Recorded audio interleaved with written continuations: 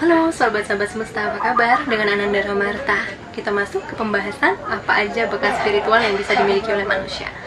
Check this out.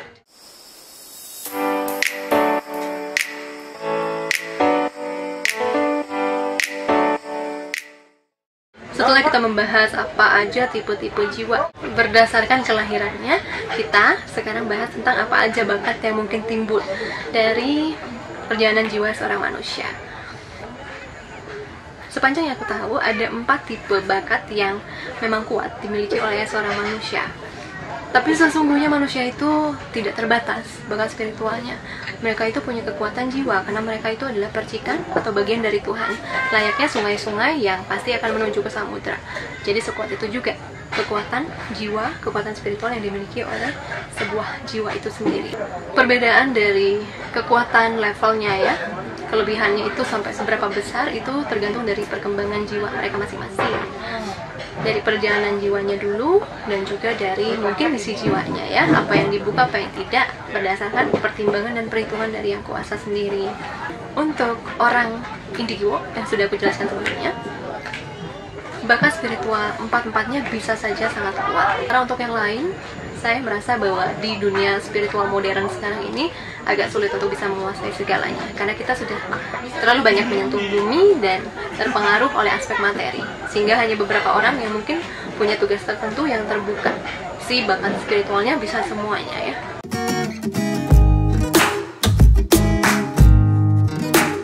Bakat spiritual clairvoyant, dia punya kekuatan penglihatan, melihat visi, melihat masa lalu, masa depan, melihat masalah seseorang secara visi. Bisa seperti teman-teman bayangkan melihat TV ya, ada slide-slide, proyeksi, PowerPoint seperti itu. Itu kekuatan dari sang clairvoyant. Bisa saja yang dia terima adalah pesan-pesan dari beliau, dari atas sampai bawah juga bisa, semuanya sama, bisa. Tapi itu juga berdasarkan penglihatan ataupun kepercayaannya dia sendiri. Untuk saya, orang yang memang punya latar belakang sebagai orang Bali, saya melihat waktu saya kritis di lupus itu, Tuhan bagi saya itu seperti seorang dewi atau dewa, dan itu memang ditampilkan pada saya pada waktu saya kritis, dan beliau yang mengizinkan saya untuk kembali dan hidup di tubuh saya lagi. Ada beberapa orang yang memiliki pengalaman sakaratul maut ya, kritis ataupun mati suri itu beda-beda. Mereka melihat orang bersorban, mereka melihat Yesus, Bunda Maria. Makanya penglihatan itu tergantung dari perjalanan jiwa dan juga kepercayaan masing-masing.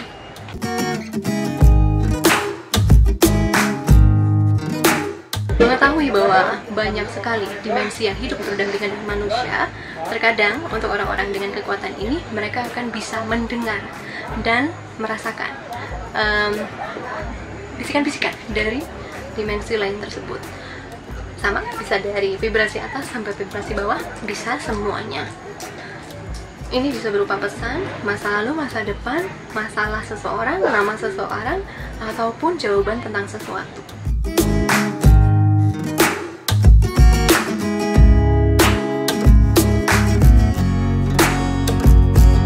Clairsentience atau clairsentience ya, itu adalah perasa.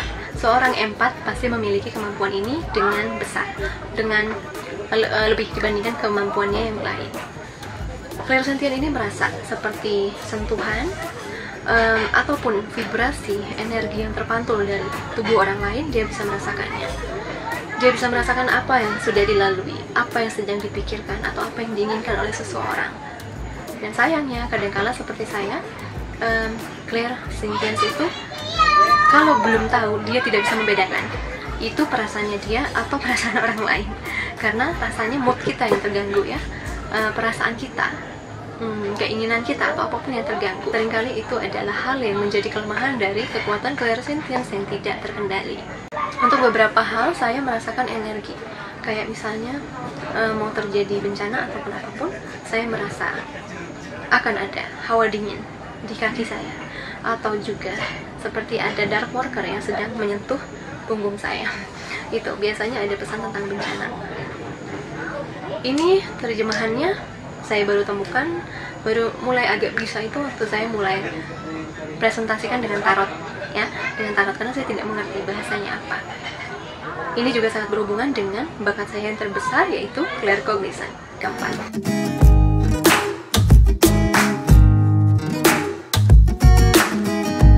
claircognizance adalah bakat spiritual yang paling tidak bisa seperti bisa bermata dua ya, bisa baik banget, bisa buruk banget.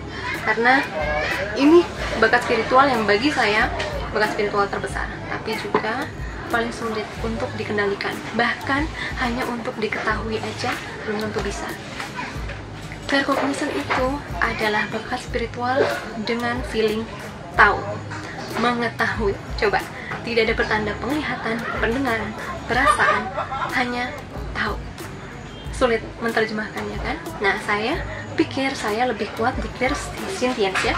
Ternyata no, claircognizance. Karena seringkali saya tidak harus merasa saya sudah tahu. Itu yang terjadi adalah saya seringkali salah menerjemahkan apa artinya. Apakah itu feeling saya, apakah itu ketakutan saya, apakah itu intuisi saya, atau memang pesan dari beliau. Tapi sekarang saya sudah lebih bisa mengendalikannya dalam meditasi. Untuk sentience dan claircognizance di luar sana, makanya bagi saya sangat penting untuk bisa menyeimbangkan diri dan mengenal siapa diri kita sesungguhnya, sehingga kita tahu apa yang dari luar, apa yang bukan. Bagi saya keempat-empatnya sangat penting untuk dikendalikan secara baik ya, karena ini kemampuannya mungkin ada yang masih kecil sekali, baru bibit-bibit aja, ada yang sudah wah. Ada beberapa orang yang saya lihat bisa sangat akurat melihat siapa spirit guide-nya, apa masa lalunya. Itu clairvoyant biasanya, bencana, tepat titiknya. Itu sudah tinggi levelnya. Untuk yang mungkin juga merasa saya masih bingung nih bisa membedakannya atau enggak, silahkan coaching sama saya bisa membantu untuk mengarahkannya tergantung dari kasus masing-masing. Karena kalau chat doang ya, membaca tulisan doang, saya nggak bisa masuk ke energi kalian. Saya nggak mau masuk dengan 30 ribuan subscriber saya tidak pernah mau membuka itu kecuali untuk terapi ya. So, semua orang punya sebagian kecil dari keempat hal tersebut, dimana yang sebagian besar dimiliki kuat adalah oleh seorang indigo, atau beberapa rainbow dan kristal juga punya kekuatan itu. Indigo sudah pasti punya empat-empatnya. Mendengar, melihat, merasa, tahu, dia punya empat-empatnya. Makanya 3 tipe jiwa tadi sudah cukup langka zaman modern ini ya, cukup langka. Sementara di zaman dahulu kala semua orang spiritualnya sangat tinggi. Itulah kenapa bumi sekarang vibrasinya sangat menurun, karena sudah banyak tersentuh oleh aspek dunia, aspek material. Untuk mengembalikan itu semua, dilahirkanlah orang indigo, kristal, rainbow. Itu untuk membantu orang-orang yang masih punya panggilan jiwa kepada dunia spiritual, kepada kasih sayang, kepada Tuhan.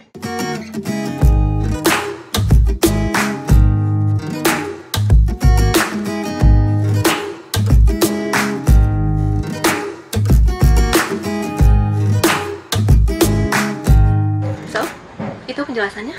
Aku harap bisa menjelaskan kepada teman-teman apa yang mungkin paling kuat atau mungkin tidak ada di kemampuan teman-teman. Yang khawatir semua orang punya bakat spiritual sebenarnya, cuman belum tentu bisa terbuka di kehidupan yang ini. But anyway, aku harap itu bisa membantu ya. Thank you so much for watching. Sending you so much love for your life. Bye.